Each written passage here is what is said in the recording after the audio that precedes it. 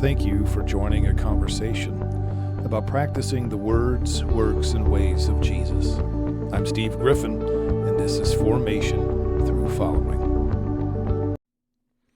Hey friends, let's talk about DuckTales and Jesus. Last week was my first ever podcast, and this week is my first ever podcast with a slight cold. I want to begin by sharing with you a parable by Soren Kierkegaard. And this comes to us in a book called Embracing Exile by T. Scott Daniels. Kierkegaard says, there was a town of ducks. These ducks had for decades waddled everywhere they went. In the mornings, they waddled to work and to school. In the evenings, they waddled back home. Every Sunday, the ducks waddled to church.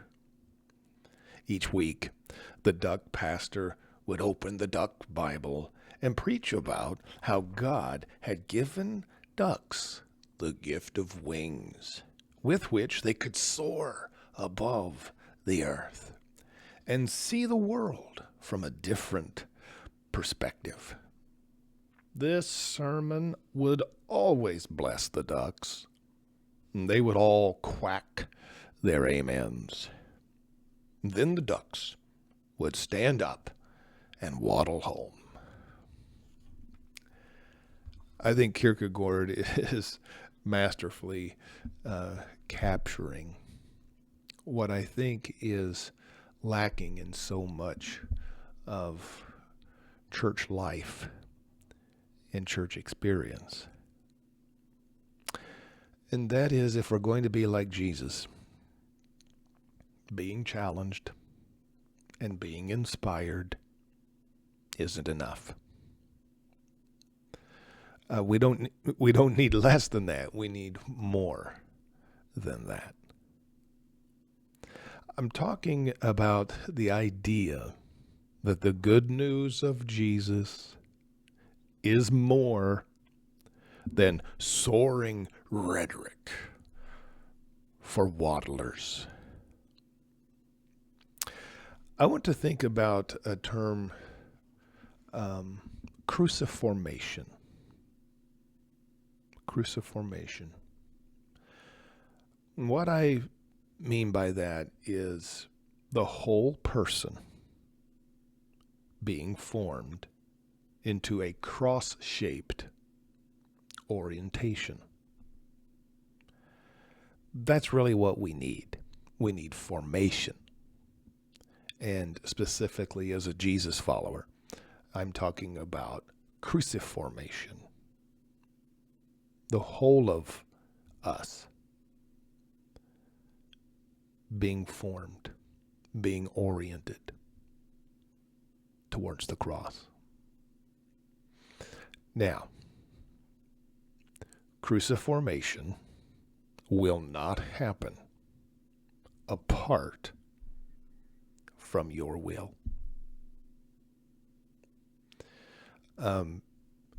Being like Jesus isn't magic, that there's just this wand that is waved and now you're like Jesus. No, that's, if you want magic, you have to go to Harry Potter, not Jesus Christ. So, being like Jesus will not happen apart from our will. And rest assured, it will not happen against our will. To say it, I hope memorably, if you don't want to be like Jesus, don't worry, you won't be. But suppose you do. Suppose you would like to be more like Jesus Christ. So cruciformation, it's going to require three things. Imagination,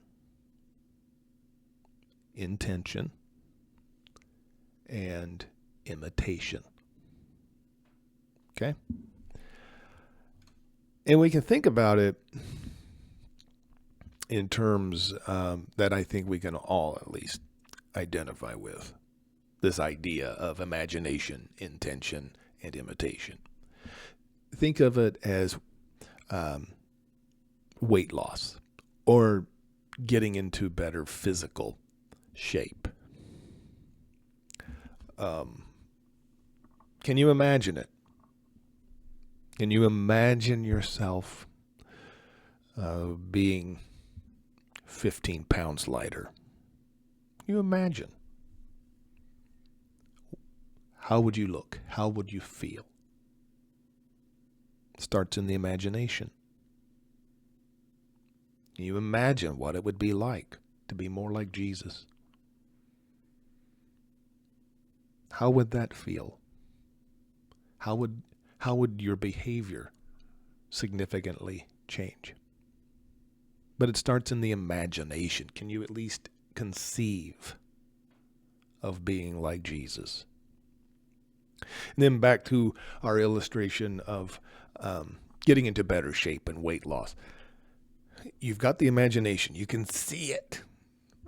Okay. But then you have to have this intention. You say, yeah, I can see myself being in better shape. But imagination won't do it. Fantasizing about being thinner will not cause you to lose a single pound. So then you move into the area of intention. You become serious about it to the extent that maybe you buy some type of exercise equipment. You buy walking shoes, treadmill, whatever. There's the intention. Maybe you go online, stream exercise videos. But again, intention alone won't do it.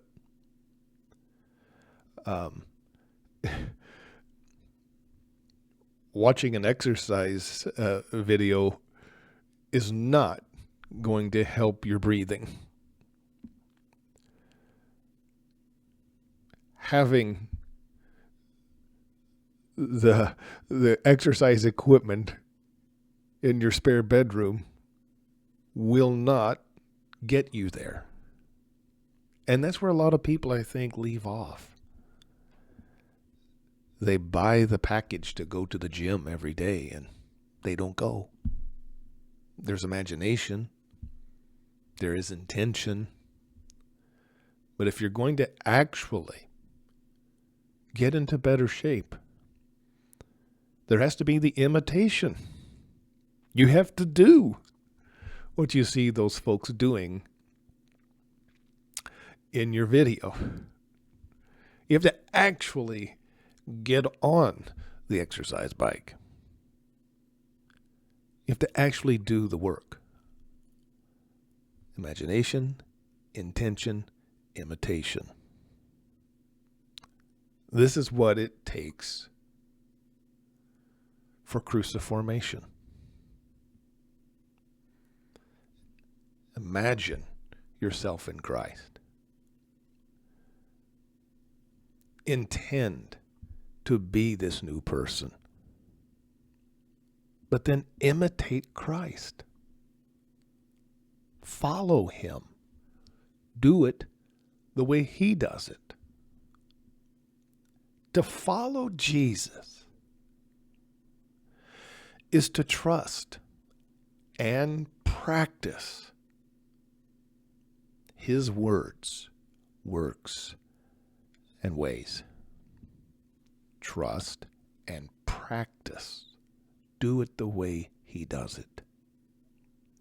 So we're going to be trusting the words and the works and the ways of Jesus and practicing these things in every aspect of our life. We're sharing all of our life. This is not just doing, this is being, a way of being in the world. We're following Jesus as a living and present person. So as we are giving our imagination and our intention and imitation to Christ, as we are following Christ, we're going to be formed as we're doing this. It will be formation through following. As I said to you last week, I say again this week. Are you tired? Worn out? Burned out on religion? Jesus says, come to me. Get away with me, and you'll recover your life. Walk with me and work with me. Watch how I do it. Learn the unforced rhythms of grace. Well, that's all for now. Leave a comment or a question and join the conversation. Until next time, show the world a Jesus-looking God.